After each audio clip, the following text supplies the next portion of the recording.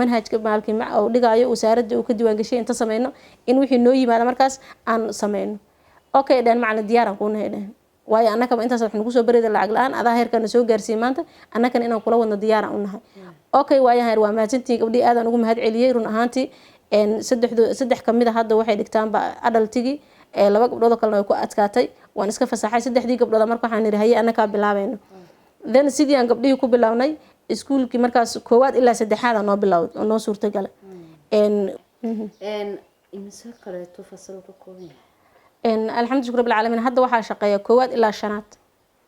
waa intii dugsiga dhexe weli primary-gaan ku jirnaa primary-ga markaan ku guuleysano ama dugsiga hoose dhexe markaan ku guuleysano yaan markaas wixii qorshaha kala deji karnaa dugsiga hoose dhexe aan ku guuleysano insha Allah waayahay weli waxaad la socotaan daawadayaal barnaamijka haldoorka haweenka oo aad ka daawanaysaan Dheeman Show marti ay noogu tahay Shukri Sheekh Mire macalimad markaasi Shukri inta iskuulka aad soo sameynaysay dabcan wax walba marka la sameynayana waxa ay leeyihiin caqabadaha inta hadda soo sheegto dhan caqabadaha ku jira waad ka soo maramoosta caqabaday tii kugu adkeed oo ku soo martay inta iskuulka ilaa heerkan uu taagan yahay maanta koowaad ilaa shanaad ay kula joogaan arday adigu wax bartay oo macallimiin ku ah caqabadii kugu adkeed ay ku soo martay waa mahadsantaa walaashay caqabad horta markii shay kasta aad qabanaysid caqabadu wuu leeyahay laakiin way kala adag yihiin caqabaduhu shayna markaa qabanaysid waa kow horta lambar kow samirkeeda dulqaadkeeda waa inaad leedahay caqabadii igu adkaay waxay ahayd laba caqabadood labada caqabad waxay ahayd iskuulkii markii aan machadka aan iri waa ka dhigaa oon aan iri wadadaasaan cagta saara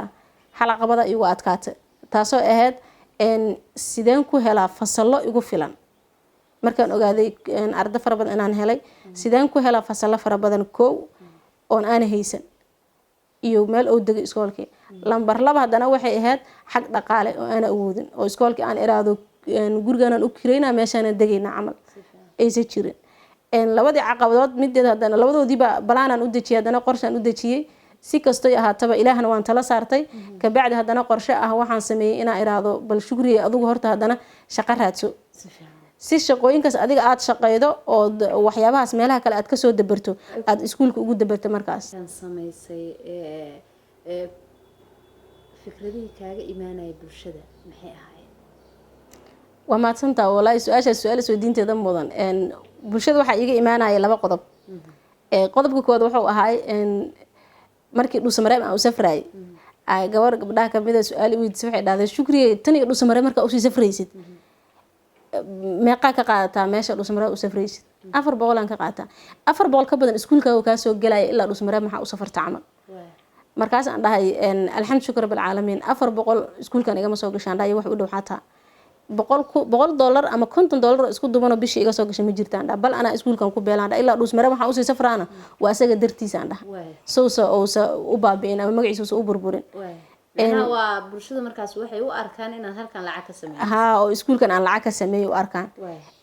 marka caqabadii su-aashii aan la yaabo marka taas ay habeen waliba gabadhaas weydiisay su-aal oo argad agteeda ay ugu weydiisay waa xasuustaa markaas waxaan dhahay baayay fikirkaas ma jiraan dhahay iskuulkan aniga wax lacag kama qaato macallinna horteeda dhanba macallin laba faa'iida Soomaali waxay mudaan macallinimo in dhaqaale laga faa'iido dhaqaalnimo run ahaantii lagama faa'iido waayo waxaan ku sheegay oo ka soo iloobay 2017 bishii 7 ilaa 2019 oon aadayo Dhuusamareeb intaas waxaan macallin ka ahaa jaamacadan Balaasmo salaam ayadana burburtay ayadana one semester aan macallin ka ahay laakiin jaamacada ugu badan oo 2 sano ku dhawaad aan macallin ka ahay Balaasmo ee Gurceel marka macallinimo dadku waxay moodeen dhaqaale laga soo hooyo dhaqaale macallinimo lagama soo hooyo bas laakiin macallin laba faa'iida labadaas oo ah lambar 1 inuu maskaxdiisa kobcis u helo waayo macallinkaana markuu sameeynayo inuu macallin noqdo wuxuu sameeyaa cilmi baaris kala duwan oo sameeyaa macallin jaamacadda ma ku sii jiraba cilmi baaris oo sameeyaa jaamacadda hadda marka aan dhigayay waxaana la sii jira title bis ama ciwaanaha lagu siinaa by gmail-ka ciwaano lagu soo diraa inta maadood dhigtay ciwaanada lagu soo diraa ama inta cutuba ku kooban yahay adigaas waxaad ku sameynaysaa cilmi baaris ku sameynaysaa marka dareen markaas cilmi baaris waxa lagu siiyay adiga title lagu siiyay ama ciwaano waxaad sameynay inaad sameydo cilmi baaris oo ciwaankan ardayga inaad galaaskan presentation u sameydo oo u soo bandhigto cashirkan aad fahansiido maadadan sideed marka adigana ciwaana lagu siiyay buug lagu ma siina wax ka diyaarisid waxa lagu siiyay waa ciwaankooba bes oo lagu siiyay hebel hebel inaad ka sheekayso adiga automatically waxaad sameynaa diyaaris inaad ku sameeydo talada bulshada iskoolka ugu siinaya waxay ahayd waa hal qodob ay ahayd inay bulshadii ahayd dhiirigelin inay ku siinayaan waa barnaamij fiican aan sameeyay dumarkii waxa u sameeyay baraarujin fiican isku daniyo inaad barnaamijkan marnaba ka caajisin wala dhalinyarada aadan ugu mahadcelinaa dhalinyaro fara badan ay dhigi jireen shukriye barnaamijka waxaad sameeyay si fiican xaq ahaadan maamul xaq ahaadan dhalinyaro inta waxay ugu baraarujin jireen dhigi jireen shukriye wada waa arin wanaagsan aan sameeyay wax gabdhihii kale ay ku baraarugin ama dumarkii kale ay ku baraarugin aad ku soo baraarugto sameeyay marnaba ha ka caajisin aad u maasantiina dhigi jiray dhiirigelintaasna waa qaadan jiray waayahay shukri aad u mahadsan tahay waxaan ka mid tahay haldoorada galmudug ku sugan waxaan u soo laabanayaa mowduuca ka yara duwan gabdhaha markii hadda aan fiirino deegaankii aan ku sugannahay baadiisa ma jiraan gabdho ayagu ku dhiirada inay hal abuur sameeyaan oo sameysto gabdhaha maxaa caqabadahaas arrimahaas ka hortaagan walaasha aad u maasantaa waa su'aal isweydiinteeda mudan ka shukri ahaan wallahi waxaan isleeyahay hal arin ama laba qodob baan dhaho qodobka ugu xooga badana wuxuu yahay horta environmentiga ama deegaanka bi'ada markaas qofka uu ku nool yahay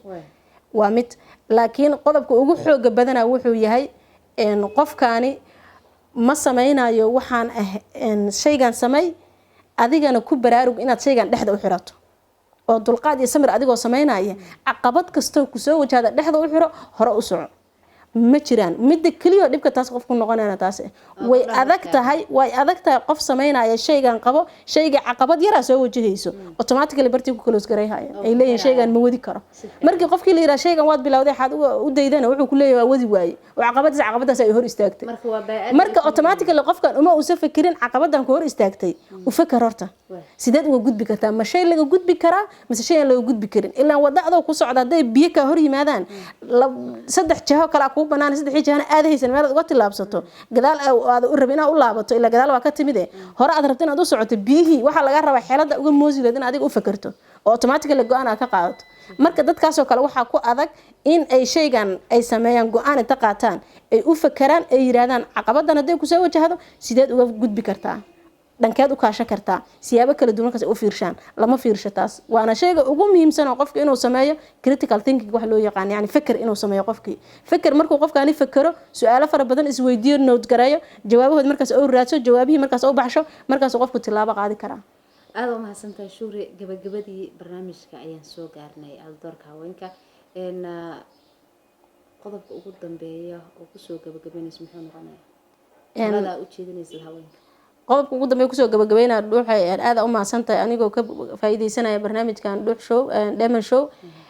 waxaan ku soo gabagabeynaa waxay tahay hal qodob oo ah in dumarkii aan siinayo talo iyo tusaale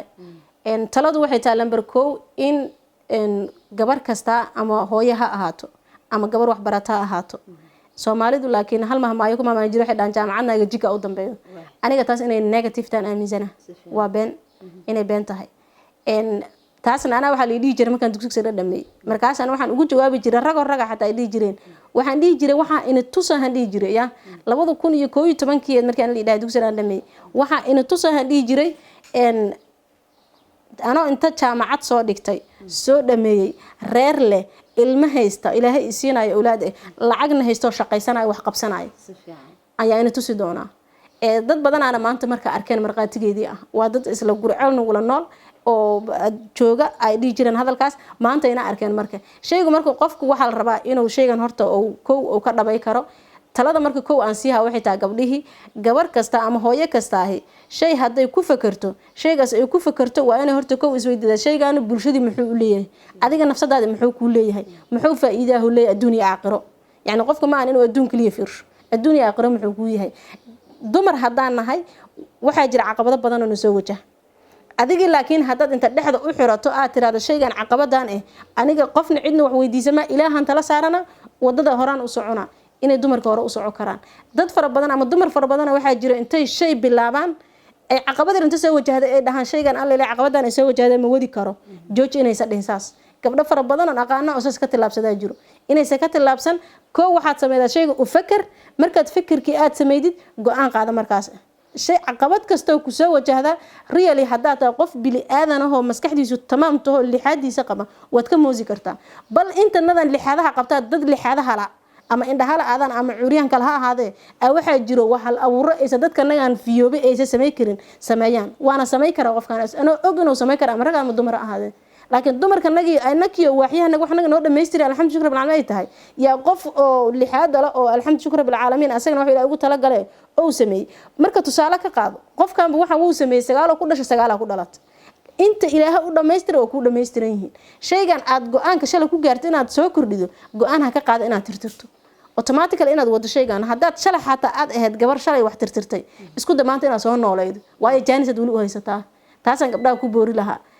talabaadon aan kula talila waxay tahay qodobka talada in gabar kasta oo joogta Soomaaliya ama adduunka oo dhan ama gaar ahaan aan soo qaatay deegaankan aan ku noolnahay gabdhahanaga gabar kasta waxa muhiim jidana in ay hal abuur samaysato way hal abuuradu way kala duwan yihiin ma ahan kaliya midan aniga aan diirada saaray qof walba hobby uu leeyahay ama wuxuu leeyahay